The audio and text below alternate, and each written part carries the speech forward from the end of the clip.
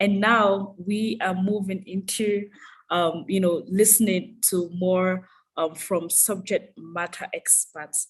And now we are going to hear from a rising star, a young person who is, very relevant, not just in the African context, but globally.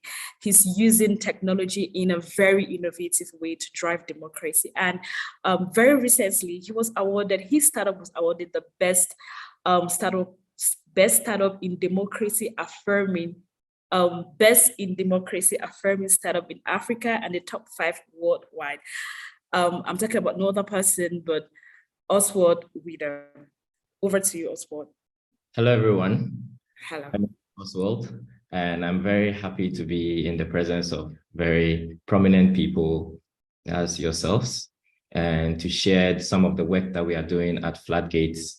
And I see a few familiar faces, and hopefully I offer all respects to all protocol on the call. Thank you so much for inviting me and inviting my team to share our story and what we are doing in terms of using digital technology to transform and support democracy across Africa. So my company's name is Floodgates Limited, which was founded a few years ago, mainly focused on solving the big challenges that we have in Africa. And one of the things that we identified as one of the main challenges which do not support inclusion, representation, and access is the absence of verifiable identity. And it may seem like it's a minor challenge that exists in many places and it's rarely talked about. But the World Bank brought out statistics that said that there are over 1 billion people worldwide who do not have any form of verifiable identity. And 500 million of this are in Africa. And so it's a large problem across the world, but it's an even bigger problem across Africa. Now, considering that we live in the digital age and we are building technology and systems that are supposed to connect us and allow us to accelerate our development, if we are not able to identify one another and to be able to trust the people that we are dealing with and we are engaging with, or across these digital channels, it creates a very big challenge whereby we can see disinformation, issues of security breaches and identity fraud taking over. Now, this has a ripple effect as it goes on to affect financial inclusion. Credit rates in Africa are some of the highest in the world. And with some countries lending around 40%, 35% to 40% interest rates per annum, which is a very high barrier for not only the older generation, but mainly for the youth who are not able to access credit to build and to create within the world and do business as they are supposed to do. Now, one of the main causes of this is the lack of verifiable identity. So we designed a solution that allows you to identify a person from anywhere in the world, especially in Africa, and verify their identity and trust that you are dealing with the right person, and then be able to offer services to them.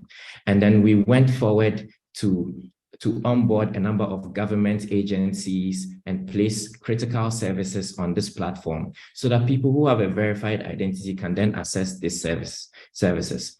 In many parts of Africa, you would have to go to a lot of places. You have to travel, sometimes go to the central, the city, the capital, to be able to access certain government services in person. But what we are working to do is to ensure that every critical government and business service is available on a platform for any person with verified identity to be able to do so. If you need to register a company as a young person, you can easily go on there and contact the Registrar General's department. If you need to submit any taxation information, access any government information, you should be able to access that from a simple platform where your identity is verified. And so this is the work that we have been doing and focusing on for the past 3 years, which earned us the award for the best democracy affirming startup in Africa out of over 200 startups that participated, 5 within the world, where we went on to represent Africa on the global stage in Washington, D.C., and we were also invited to the White House to have a few discussions and deliberations. Now, this initiative is called Tech for Democracy, and it is part of President Biden's Summit for Democracy initiative, which is intended to promote democracy across the world. And these initiatives in other places have seen that technology can be a strong catalyst for democracy. And so entrepreneurs and the youth and people who are building digital technology should be supported and should be assisted to build these principles of democracy into the digital solutions that we build, so that we do not come into and live in a world where digital technology does not adhere to our democratic values. And it has a very strong capacity to affect our governance and state systems. So values like inclusion, privacy, human rights, respect for human rights, participation, access, and representation are things that we need to address using digital technology. And digital technology gives us a very strong frontier, very strong capacity to be able to address this, not only in one place, but across the continent. And one of the things that has shown how powerful digital technology has been in our particular case in integrating the African continent is our work with the Federation of African Law Students. Now, the Federation of African Law Students had a peculiar challenge whereby, with a membership of over 33,000 people across Africa in over 35 countries, needed to be coordinated in a single manner, verified with the identity credentials managed, and being able to perform payments across different countries in a central way, reach out to us.